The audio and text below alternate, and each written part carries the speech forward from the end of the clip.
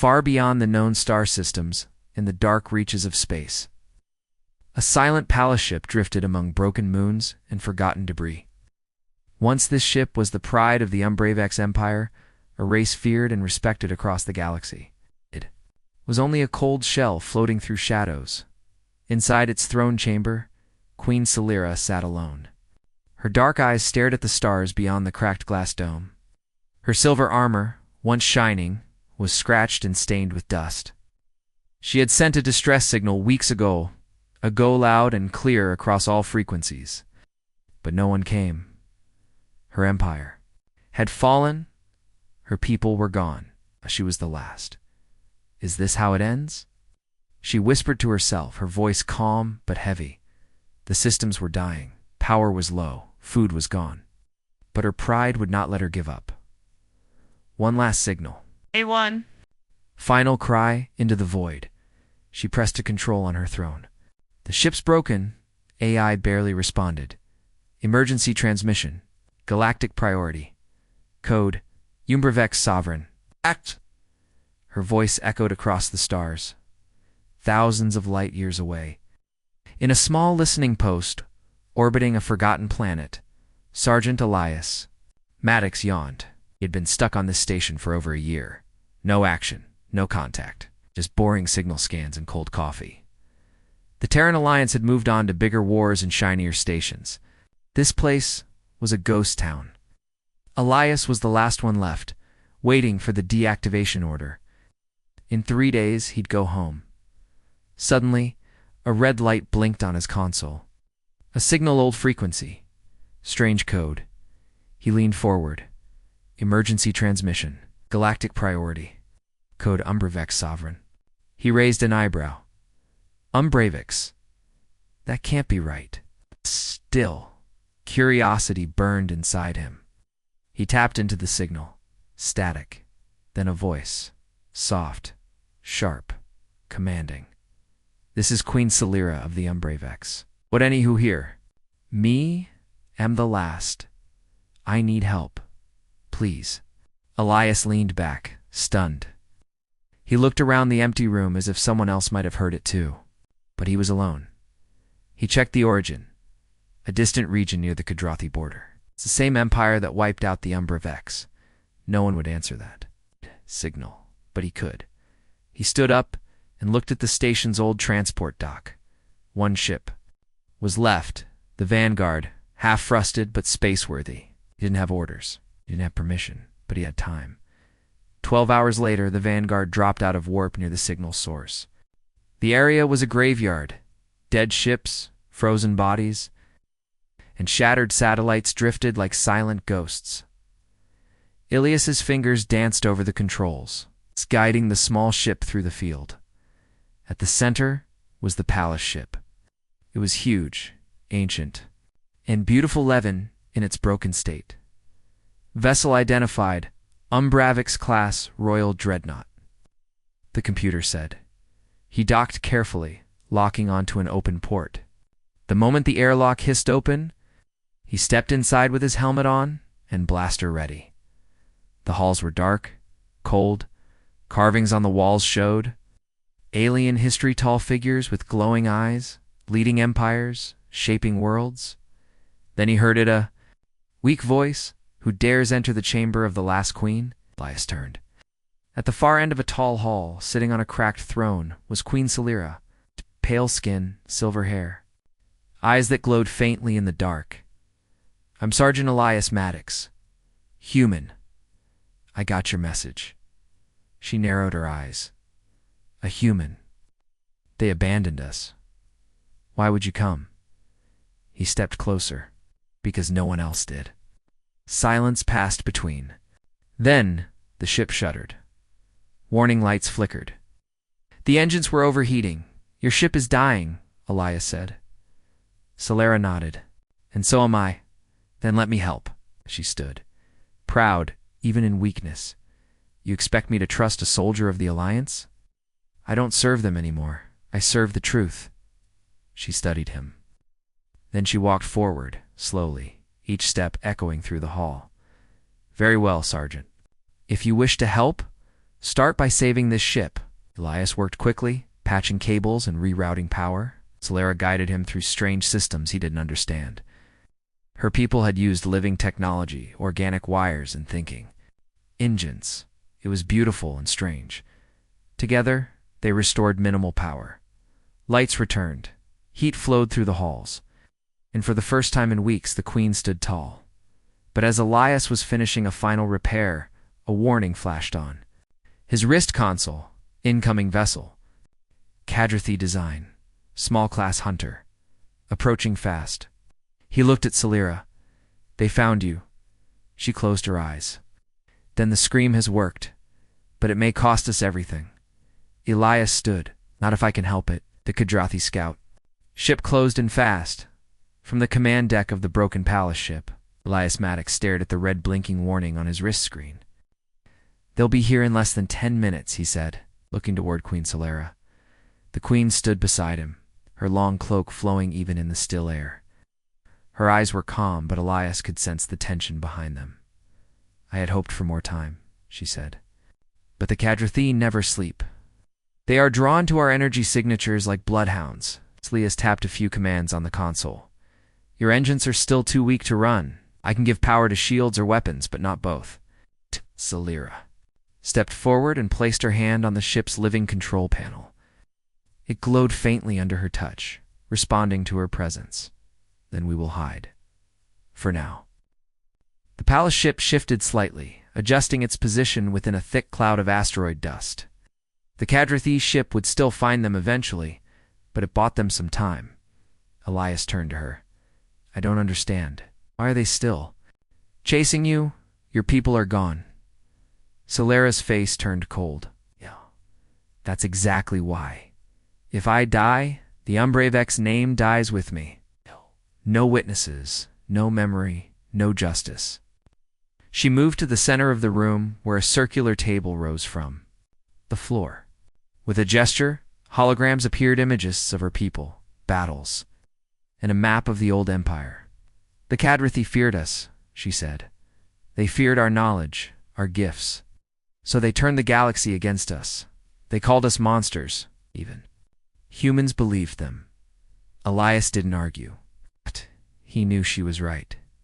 History books had painted the Umbravex as dark, dangerous beings. Vampiric aliens who fed on life force, they said.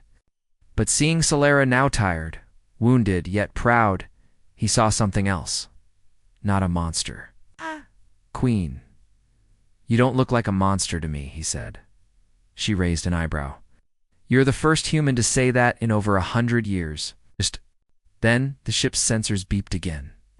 The Cadrathy hunter was getting closer. We have to move, Elias said. But your ship won't make it without repairs. Solera nodded. There's a core chamber below deck. If you can restart the living heart of the ship, we may have a chance. Then guide me. Elias followed the Queen down long, curved hallways filled with silver vines and smooth walls that pulsed faintly. It felt like walking inside a sleeping creature. The Umbravex didn't build ships, they grew them. They reached a large chamber deep in the ship's center. In the middle stood a glowing orb held by black roots. It's a ship's energy core. It is barely alive, Solera said. You must awaken it. Elias approached the orb, touched the nearest root, and pain shot up his arm like lightning. He pulled back, breathing hard. It rejects you, Solera said. It needs connection, trust. How do I gain its trust? Solera paused. The heart responds to emotion. Truth, speak to it as you did to me. Elias took a deep breath. He closed his eyes and touched the root again, this time with his. The other hand resting on the orb, he spoke softly. I don't know if you understand me, but I came here to help. I came when no one else would. This queen, she deserves a chance. You all do. Help me help her. The orb pulsed. Slowly at first, then stronger. Light filled the chamber. The roots uncurled slightly, and warmth returned to the ship. It's working. Solera stepped forward, her eyes wide with surprise. You reached it?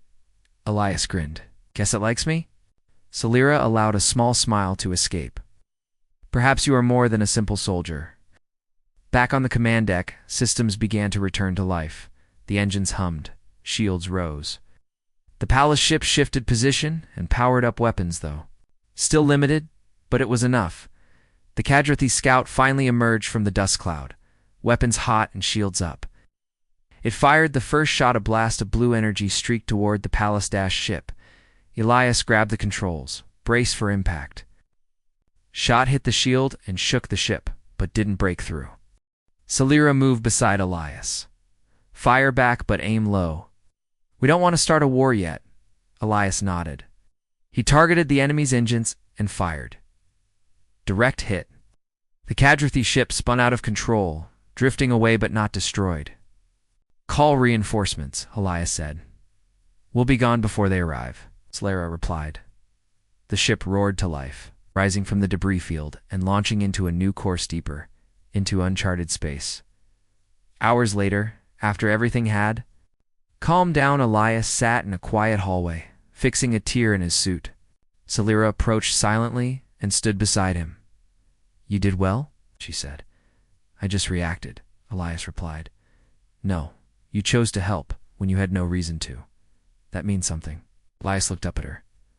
What now? We find out who else is still out there. If any of my people survived, they'll be hiding. Scattered, we need to gather them. And the Cadrathy, they'll chase us.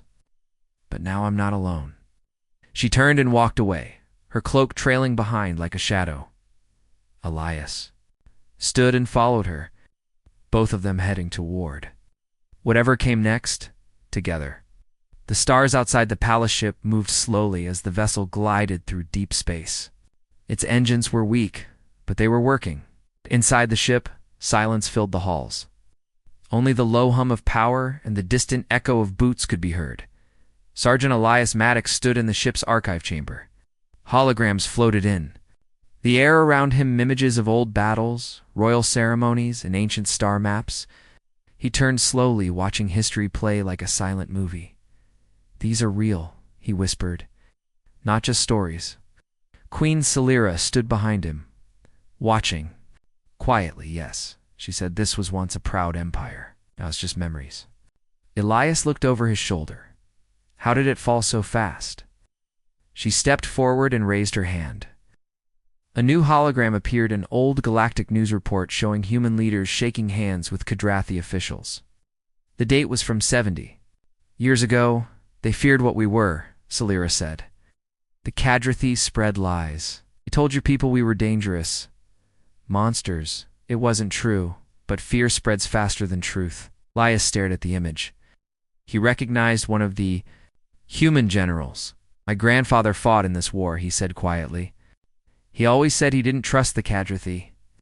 He was wise, Salira replied. But not everyone listened. Another hologram appeared.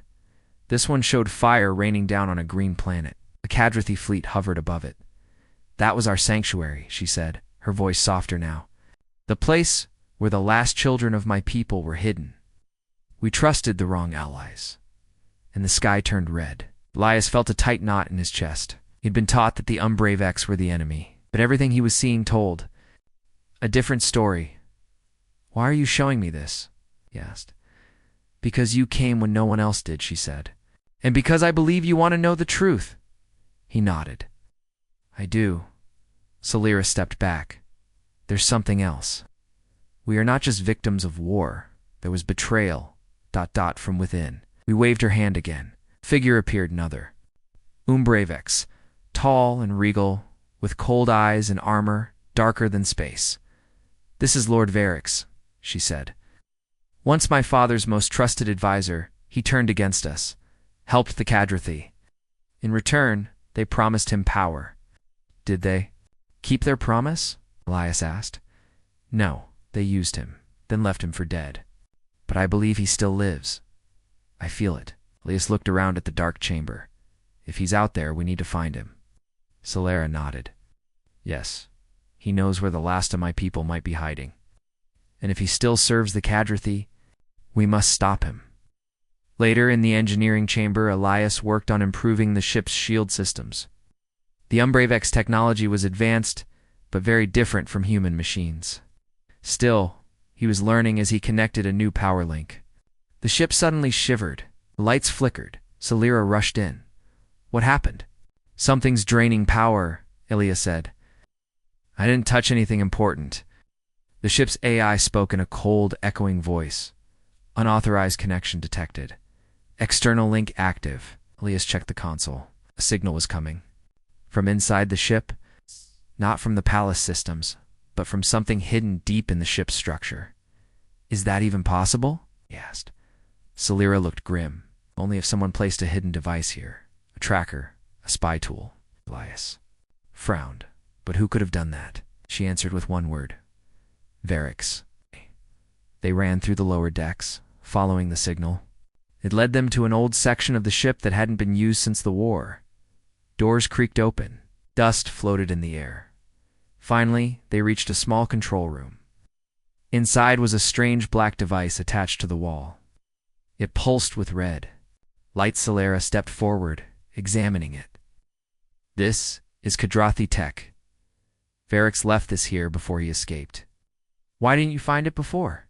Elias asked. Because only I could unlock this section of the ship. It was locked by royal blood. Elias stared at the device. Can we remove it? We can try.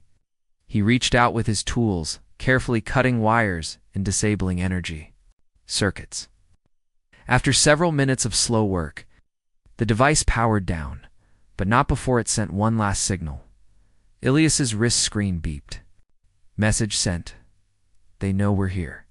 Celira's voice was steady. Then we must leave. Now. Back on the bridge, they prepared to jump to a new System 1, far beyond normal travel routes.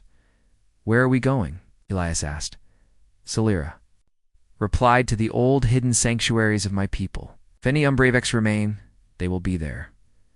Elias nodded. And if Erix gets there first.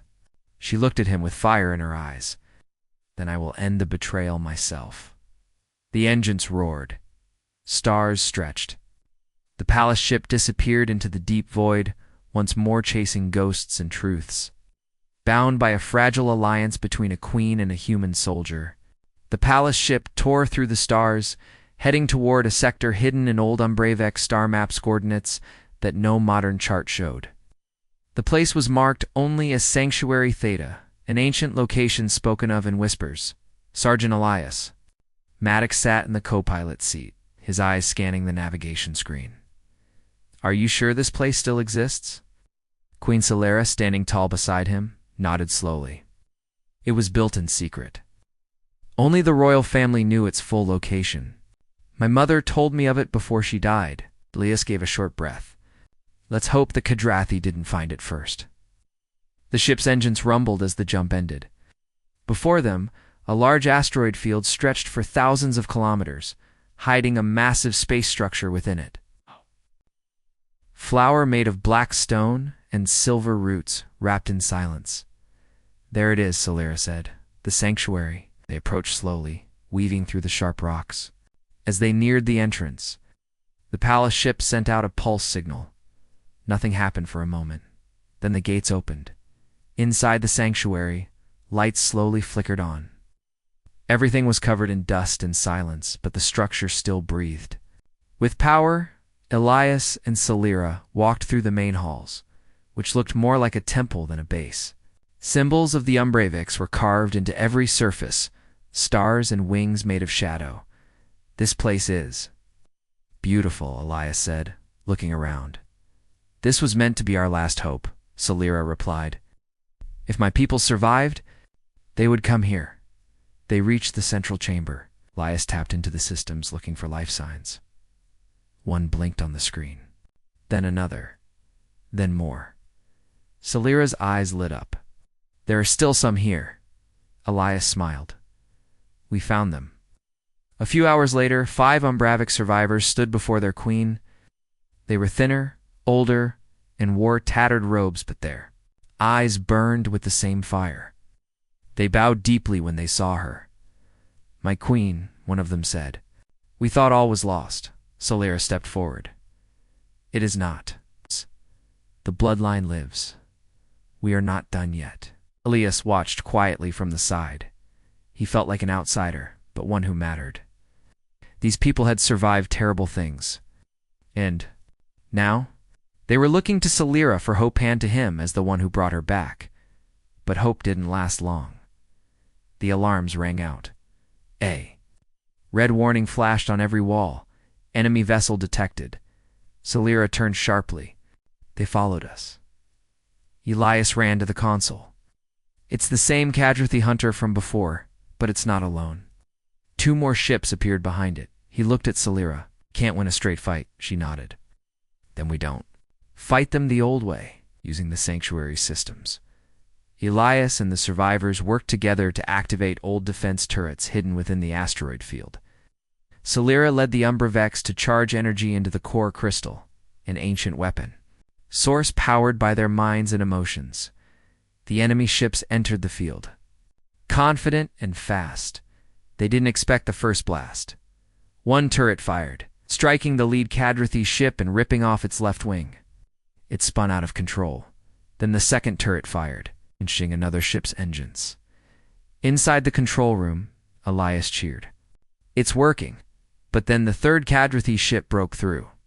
It launched a missile straight at the sanctuary's main power center. Brace for impact, Elias shouted. The explosion rocked the entire structure. Lights dimmed. Systems shut down. The last turret went silent. Celira stumbled, catching herself. We still have the core crystal, she said. We can use it once, maybe enough to drive them back. Elias looked at her. But it's connected to you, isn't it? She nodded. If I channel it fully, it will drain me. Then don't do it. I must. My people are watching. If we run now, we lose everything. Elias grabbed her arm. There has to be another way. She stared at him. Would you not do the same if Earth was on the line? He paused, then stepped back. You're right, he said quietly. Just let me help. Together, they entered the crystal chamber. The glowing heart of the sanctuary pulsed like a living sun. Celira stood in front of it, arms raised. The energy around her crackled with power. Elias stood beside her, touching the control system. I can direct the aim, he said. You focus the charge. The third Cadrathi ship moved into position, charging its own main weapon. Celira's voice rang out. Now, the crystal exploded with light. A beam of pure white fire shot forward. Cutting through the void like a sword, it struck the Cadrathi ship in its center. The enemy vessel didn't explode. It simply vanished into ash. Silence followed. Then cheers from the surviving Umbravex. The danger had passed for now. Later, Elias found Celira sitting quietly in the garden chamber. She looked pale, her hands trembling slightly. You okay? He asked. She nodded slowly. I gave more than I wanted, but less than I feared. Elias sat beside her. You saved them. We saved them, she corrected. He smiled. That blast. I don't think I've ever seen anything like it. It was ancient power, she said. Our kind once shaped stars. I've just forgotten. How? Elias looked up at the ceiling, where stars were painted long ago by Umbravex hands. Maybe it's time the galaxy remembered. Celira looked at him, her voice soft. Yes, and they will. Because of you. The sanctuary was quiet now, but the danger still hung in the air like smoke. Queen Celira sat in the main chamber, her hands folded in her lap, eyes fixed on the stars beyond the glass dome. Around her, the surviving Umbravex looked tired, but hopeful. Sergeant Elias Maddox stood nearby, watching the group. Could see the weight of responsibility on Celira's shoulders. The fight was far from over. We can't stay here long, Elias said. The Cadrathi will come back, and stronger. Celira nodded slowly. They will not stop until we are gone. We need allies, old friends or new ones. Elias frowned. Who can we trust? The Terran Alliance doesn't care about us. They left you to die? She looked at him with sharp eyes. The Alliance fears the Umbravex, believe the stories the Cadrathi told. We are ghosts in their history, forgotten or worse feared. Then where do we turn? Celira's gaze grew distant. There are others. Rogue fleets, outlaws, rebels who hate the Cadrathy as much as we do. Elias raised an eyebrow. Sounds dangerous. Danger is better than death, she said. The next day, the palace ship lifted off the sanctuary, heading toward a distant system known for harboring pirates and renegades, the Outlander Belt. Elias piloted the ship through narrow asteroid tunnels, avoiding patrols and sensors. The Outlanders were humans who had broken from the Terran Alliance long ago. They lived by their own rules. When they arrived at the hidden base, a rough crowd gathered around the landing dock. Men and women in patched uniforms, armed but curious. Their leader, a tall woman with a scar across her cheek, stepped forward. "I am Captain Lyra," she said, eyeing Celira and Elias. "Why did the Queen of the Umbravex and a Terran soldier come here?" Celira stepped forward, regal even among the rough crowd. "Because we need help to stop the Cadrathy." Lyra laughed, bitter and harsh. "You expect us to fight for ghosts? The Alliance will never care? Why should we?" Elias raised his voice. "Because the Cadrathy don't just hunt the Umbravex. They hunt all of us. Every rebel, every free soul. If we don't fight together, we all die alone," the crowd murmured, uncertain. Celira's voice was calm but firm.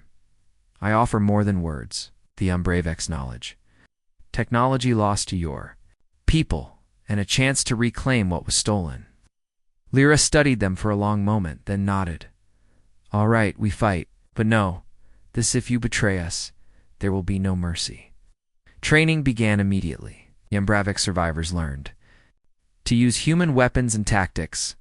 Elias taught them how to work with the Outlanders' ships and communication systems. In return, Celira shared secrets of her people's ancient power, how to use energy without machines, how to blend into shadows, and how to survive where others could not. Slowly, a new force was born. One evening, Elias stood on the observation deck, looking at the stars. Celira joined him, her eyes tired but determined. "Do you think we can win?" he asked. She looked at him, her voice soft. "We must, not just for us, but for the galaxy. The Cadrathy's reign cannot last." Suddenly the alarm blared. "Enemy fleet detected," a voice announced. "Cadrathy assault group approaching." Elias and Celira exchanged a glance. "They found us," Elias said. Celira's jaw tightened. "Then it's time to fight." The battle was fierce. Outlander ships darted through asteroid fields, firing plasma blasts and missiles. The Umbravex used their abilities to cloak and sabotage enemy vessels from within. Elias piloted the flagship with skill, dodging and weaving through the chaos. But the Cadrathy were ruthless and well-prepared. Their fleet was larger than expected. Just as the fight seemed to turn against them, sudden blasts destroyed the Cadrathy flagship, throwing their formation into chaos. Elias looked up at the comm screen. "Reinforcements," Celira said. "The Terran Alliance." The arrival of the Terran ships shocked everyone. In the calm after the battle, Celira and Elias met with the Terran commanders. The Alliance had sent diplomats to discuss an alliance finally recognizing the threat of the Cadrathy. Celira spoke for her people. "We seek peace, not revenge, but we will fight to protect our home." Elias stood beside her, proud. Humanity has always been stronger when united. The galaxy was changing. The battlefield was silent now. Burnt ship parts floated like ashes through space, and the stars watched calmly above. On the command deck of the palace ship, Elias Maddox stood beside Queen Celira. Behind them, the Outlanders and surviving Umbravex worked together, repairing their ships and treating the wounded. Victory was theirs for now, but Elias knew this was not the end. Celira spoke softly. The Terran Alliance finally answered. "But will they truly stand with us?" Elias stared at the screen, where the image of a Terran general remained frozen cold eyes, clean uniform, and too many medals. He answered. "They came late. They watched the galaxy burn before deciding to help, but maybe now they understand the fire is coming for them too." Celira nodded. "Then it's time we light the flame ourselves." The next day, the leaders of 3 groups gathered aboard the sanctuary: Queen Celira of the Umbravex, Captain Lyra of the Outlanders, and General Rhodes of the Terran Alliance. Celera stood tall. The Cadrathi are not preparing another attack. They are preparing a final strike. They want to erase all memory of us and anyone who helps us. Double quotes, Rhodes crossed his arms. We have our own borders to defend. Earth is not ready for another full war. Laia stepped forward. Then Earth will fall behind, or rise to lead. Lyra smirked. The Outlanders are ready. We don't wait for permission to defend our own. Celera raised her hand and revealed a small glowing cube. This contains the last known location of the Cadrathi main lab world. It is where they create their weapons, including stolen Umbrevex DNA. Rhodes blinked. You're saying they're experimenting with your people's biology? They are creating monsters, she said. Weapons that cannot be controlled. Elias looked at Rhodes. Stop them now, or we all suffer later. A slow nod. Then we strike first. A week later, the United Fleet gathered in deep space. Human warships, Outlander fighters, and Umbrevex vessels moved together for the first time in history. Elias stood on the bridge of the Vanguard, now fully repaired and upgraded. He wore black and silver armor, a gift from the Umbrevex. Slatora stood beside him in ceremonial robes, her silver eyes calm but focused.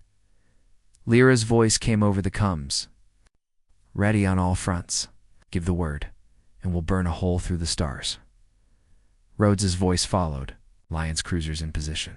Operation Flameborn is a go. Celera spoke just one word. Begin. The fleet dropped out of warp. Near the Cadrathi lab world.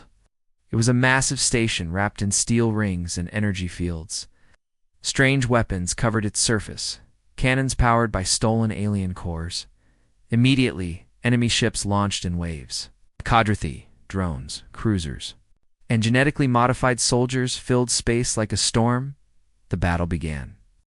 Elias piloted the Vanguard with sharp focus. Enemy ships raced toward them. He fired plasma blasts and dodged incoming fire, lending a group of Outlander ships through a narrow gap in the enemy lines. Celera guided the ship's special systems. Her voice activated ancient functions energy. Shields that bent light, and weapons that sang like thunder. They moved like one human and Umbrevex. Two warriors from different worlds, but fighting as one. Inside the lab world, chaos spread. Explosions rocked the halls as boarding teams entered. Lyra led the Outlanders through the corridors, clearing rooms and disabling generators. In the heart of the station, Elias and Celera entered a black chamber filled with tanks. Inside them floated horrifying shapes, part human, part Umbrevex. Creatures wired to machines. Celera's voice broke. These are my people's stolen blood. Mutated, twisted. One tank cracked. A creature lunged forward, but Elias fired quickly, bringing it down. This place is evil, he said. We end it here. But then, from the shadows, a figure stepped forward. Tall, dark, wearing Cadrathi armor. It was Lord Varix. Celera's eyes narrowed. Traitor Varix smiled coldly. I built a future while you clung to the past. You sold your people for power. I gave them a chance to evolve, he replied. But you chose to die with honor. Elias raised his weapon. Step aside. Varix laughed. You think a soldier can stop me? Celera stepped forward. No, but a queen can. She raised her hand and a blast of energy hit Varix, sending him crashing into the wall. The lights above cracked. Sparks rained down. A fierce battle followed. Varix fought with dark power shadows that struck like blades. Celera matched. Him move for move, her strength burning like silver fire. Elias covered her, blasting enemy drones that entered the chamber.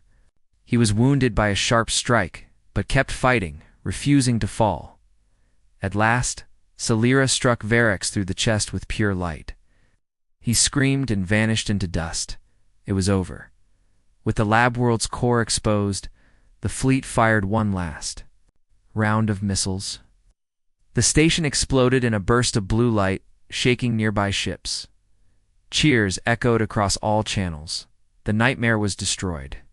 Back aboard the Vanguard, Elias sat quietly in the medbay, his arm wrapped in bandages. Celera stood beside him.